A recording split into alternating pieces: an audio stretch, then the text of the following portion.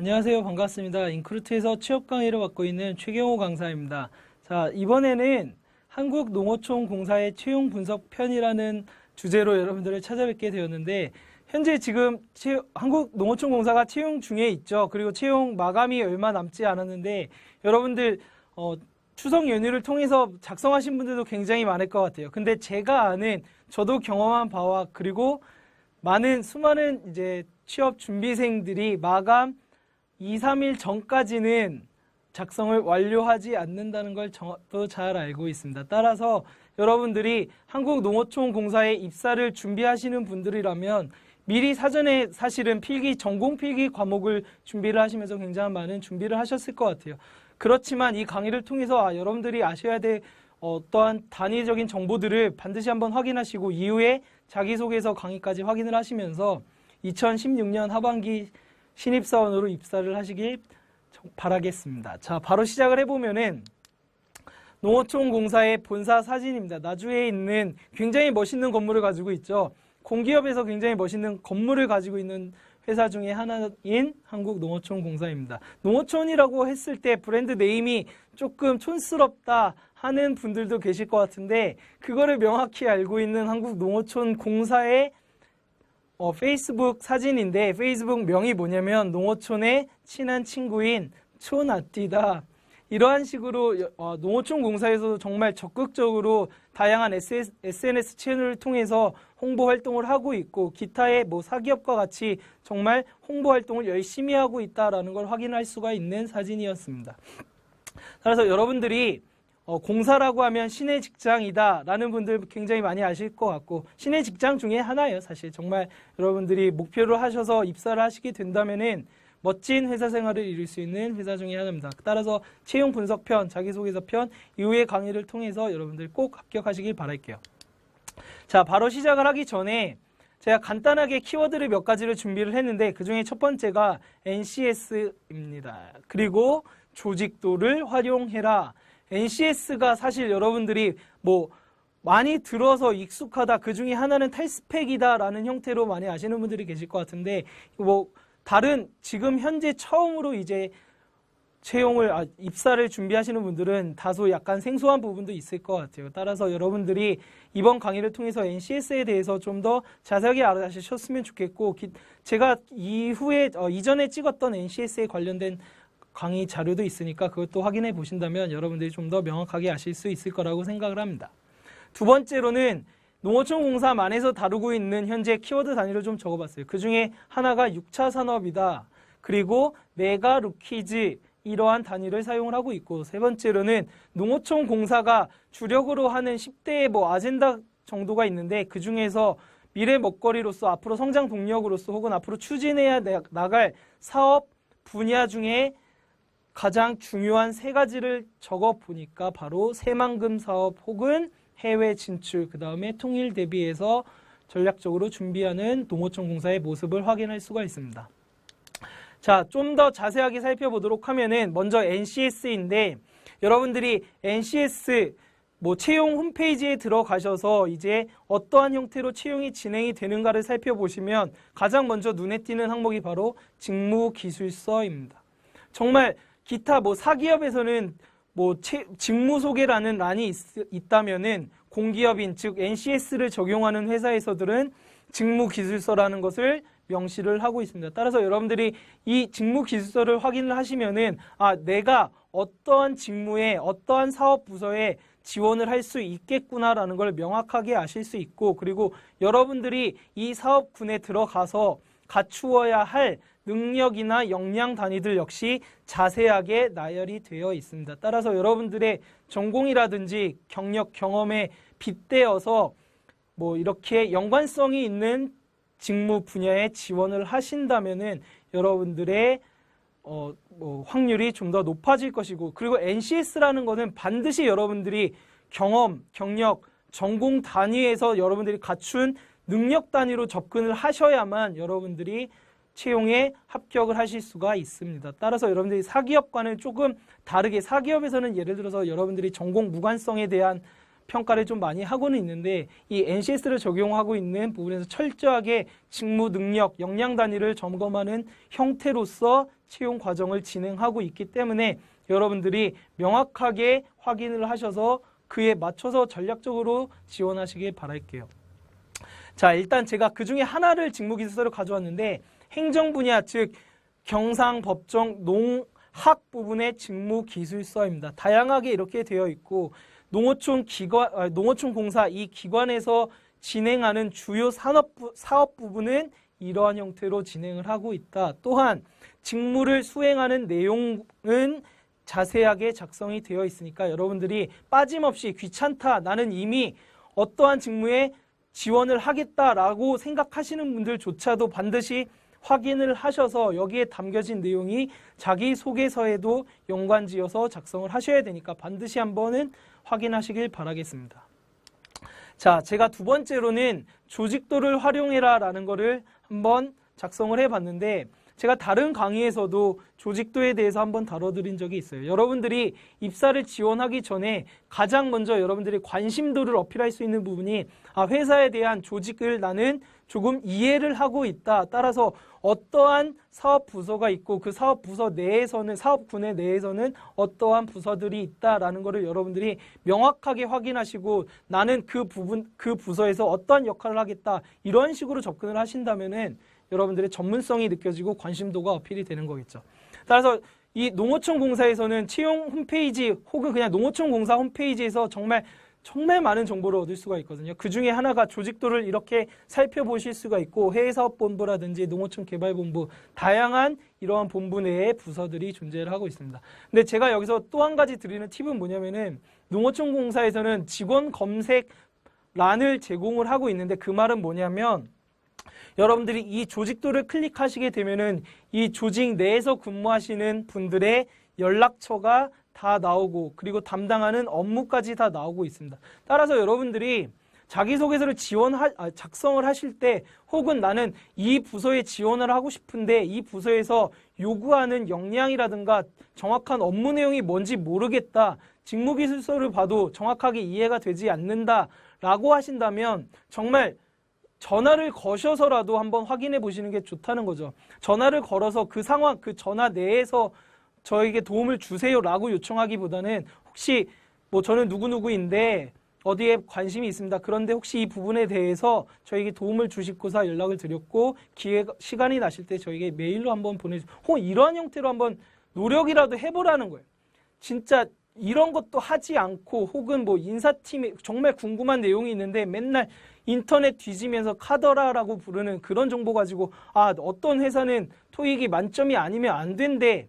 스펙 위주로 본데 이런 이상한 소리만 하지 말고 직접적으로 한번 확인해 보라는 거죠. 그 정도 능동적인 태도를 갖춘 사람이 제가 겪은 바로는 멋진 곳에서들 일을 하고 있습니다. 따라서 여러분들도 남들이 쟤는 저렇게 능동적인 거 굉장히 부럽고 멋있다라고 그냥 생각만 하고 있으실 게 아니라 여러분들 스스로가 능동적으로 변화하는 이 채용 시장에서도 굉장히 많이 변화를 하고 있죠. 그 중에 한 가지가 자기소개서 항목들이 점점 줄어들고 있고 그리고 회사 내부에서도 특히나 많은 변화들이 이루어지고 있는데 여러분은 계속 한 군데에 갇혀서 변화하지 않는 태도를 보이신다면은 계속 취업 강의를 보시게 될 겁니다. 따라서 여러분들이 궁금하시거나 필요한 내용이 있다면은 적극적으로 한번 능동적으로 한번 살펴보시고자 제가 이 내용을 한번 담아봤고 그 다음으로는 제가 두 번째로 적은 이제 6차 산업이라는 거죠. 6차 산업 사실은 굉장히 생소한 산업이라고 저도 생각이 드는데 이 농어촌 공사에서는 어떠한 형태로 진행하느냐. 자, 1차 산업이 있고 2차 산업이 있고 3차 산업이 있다. 예를 들어서 농산물에 같은 경우는 농산물을 생산을 하고 두 번째 2차 산업에서는 가공을 해서 3차는 이제 가공한 제품들을 이렇게 다양한 곳에 유통하는 것을 3차 산업이라 친다면 이러한 형태들을 다 포괄적으로 합산해서 이루어내는 결과가 새로운 산업을 창출해내는 게 바로 농어촌 공사에선 6차 산업이라고 부르고 있습니다. 농어촌 공사에선 따라서 이 6차 산업을 적극적으로 사업을 진행을 하면서 지역 내에 소득을 증대시키고 그리고 일자리 창출을 하겠다. 공기업 중에 공기업이 정부 3.0에서 가장 최우선적인 과제 중에 하나가 바로 소득 증대와 일자리 창출이죠. 여러분들이 일할 수 있는 곳을 많이 만들어낸다. 그래서 공공사업을 유지하는 농어촌 공사에서 역시 이러한 목표를 가지고 있다. 따라서 여러분들이 키워드로 잡아가셔야 할 부분 중에 하나가 바로 6차 산업을 적극적으로 사업을 진행하고 있다라는 걸 좀 아셨으면 좋겠습니다. 자, 위의 내용을 보시면은 그냥 지역 경제를 활성화하고 그리고 부가가치를 증대시키겠다. 1, 2차, 3차 산업을 통해서 부가가치를 좀 더 창출해내서 소득을 증대시키겠다라는 목표를 가지고 있는 겁니다.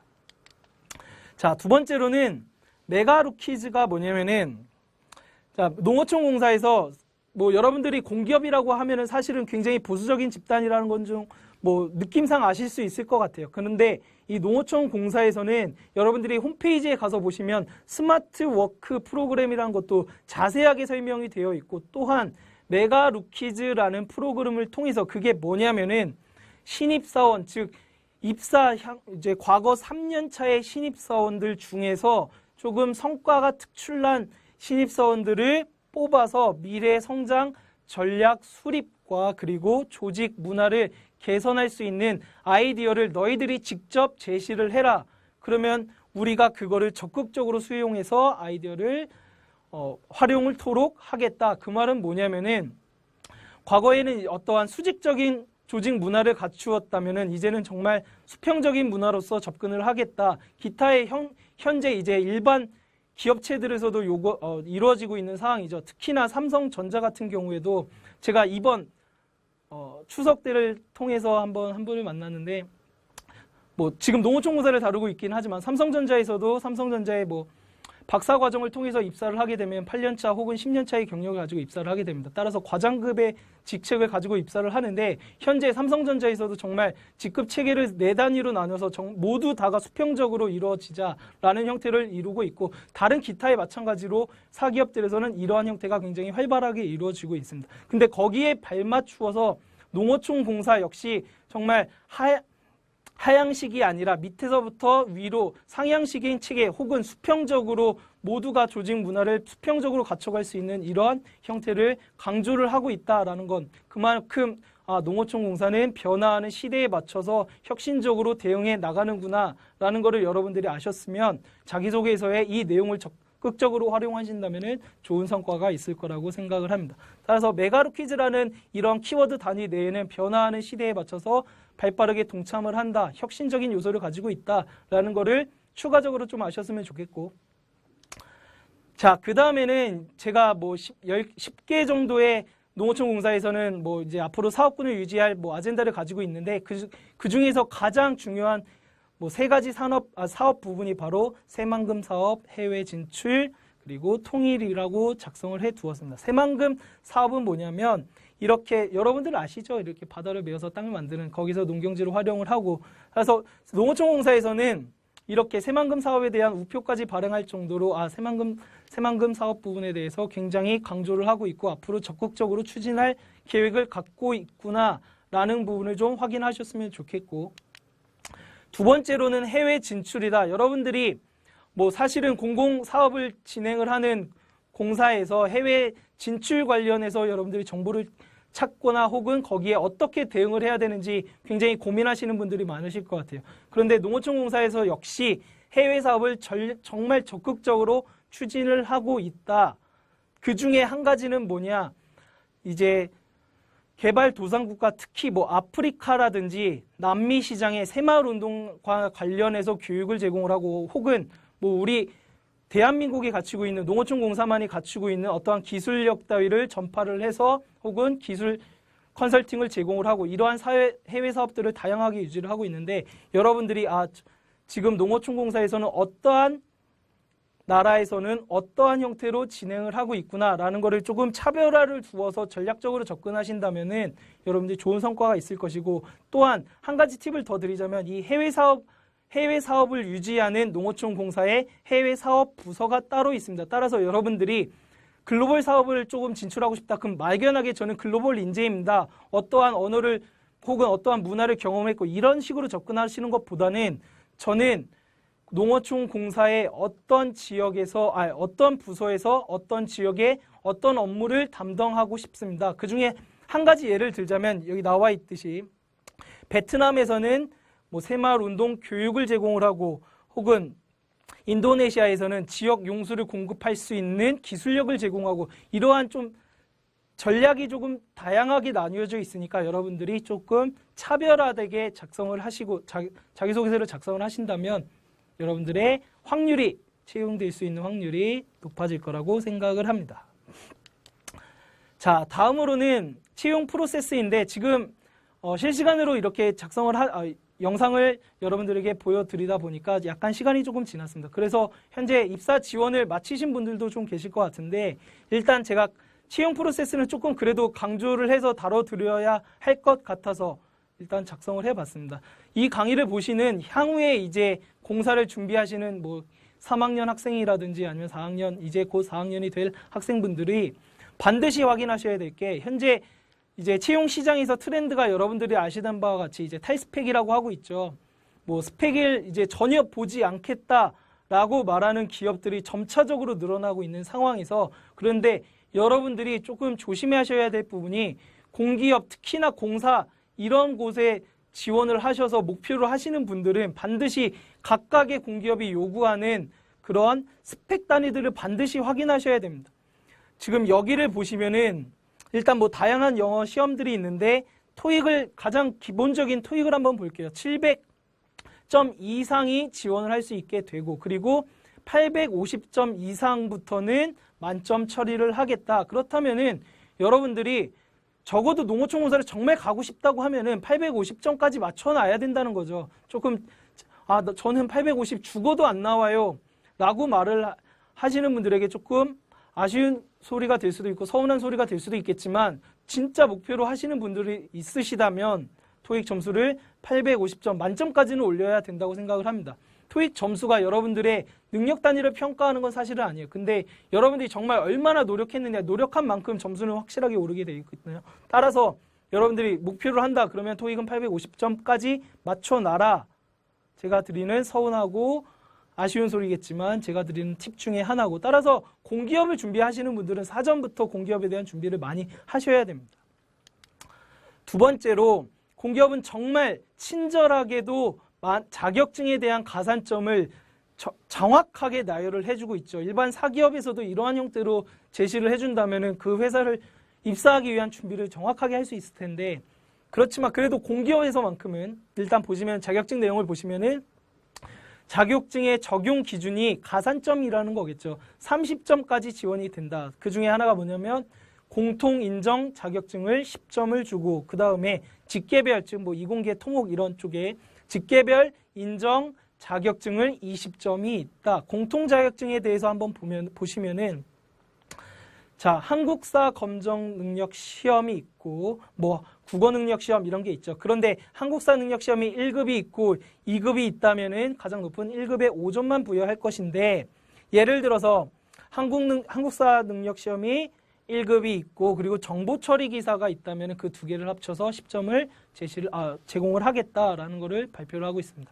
직계별 항목을 한번 보시면은 인문계 분들에겐 조금 다소 생소할 수 있어요. 인문계 분들이 좀 확인하실 수 있는 부분은 변호사라든지 회계사 이러한 자격증 요소가 있는데 그 밑에 기타의 뭐 예를 들어 토목이면서 토목기사 자격증 플러스 기술사까지 갖추고 있다면은 여기서 20점을 얻어 가실 수가 있습니다. 따라서 농어촌 공사뿐만 아니라 여러분들이 다양한 공기업에 지원을 하실 때 특히나 이런 공통 인증 자격증에 대해서는 가산점이 부여가 되고 있으니까 한국사 능력 시험이라든지 혹은 국어 능력 시험 이런 것을 공부해 두시면은 그리고 자격증을 일반 뭐 2학년이라든가 3학년 학생분들은 이러한 자격증에 대해서 투자를 하시는 것도 나쁘지 않아요. 이 자격증을 두신다면은 공사에 대한 입사를 하실 때 여러분들의 가산점이 높아질 것이고 이후에 공기업 말고라도 사기업에 지원하실 때 한국사 시험이라든지 이런 국어 능력 시험 부분에 있어서 여러분들의 득이 되면 득이 됐지 실이 되지는 않을 것이다 라는 게 제가 드리는 팁입니다.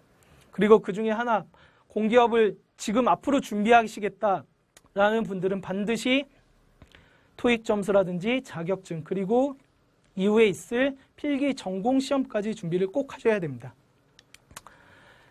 자, 이거는 뭐냐면은 제가 항상 이제 10대 기업의 채용 분석을 보면은 이제 마지막에 Q&A를 작성을 해봤는데, 지금 농어촌공사에 대해서 Q&A를 제가 직접 이 자리에서 말씀드릴 게 아니라 저희 인크루트와 같이 뭐 이런 공공 일자리를 잡아라라는 프로그램으로서 KTV에서 여러분들에게 실시간으로 많은 방송을 하고 있습니다. 그래서 그중에 KTV에 담당했던 PD님께서 계시는데, 지금 이 화면이 뭐냐면 농어촌공사의 실제 인사 담당자와 함께 채용에 대해서 정보를 나누는 코너인데, 여러분들이 이 코너가 조금 사실상 되게 길게 길게 촬영이 되어 있거든요. 따라서 여러분들 시간이 없으시기 때문에 다 보시기는 뭐하실 것 같고, 인크루트 홈페이지에 들어가시면은 여기에서 중요한 포인트들만을 편집을 해서 올려놓은 코너가 있습니다. 따라서 그것을 지금 농어촌공사에 작성을 다 완료하시기 전에 한 번쯤은 한번 확인해 보신 후에 작성을 하신다면은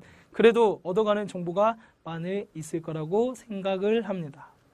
자, 제가 준비한 농어촌공사의 채용 분석편은 여기까지였고, 여러분들이 농어촌공사를 입사 준비를 하시면서 좀 더 전략적으로 준비를 하셨으면 좋겠고, 이후에 있을 자기소개서 강의를 통해서 한국농어촌공사의 자기소개서는 어떠한 형태로 작성을 해야 되는지를 제가 자세하게 풀어놨으니까 그거를 반드시 확인하시고 입사 마감일 전에 지원을 하시길 바라겠습니다. 자, 감사합니다.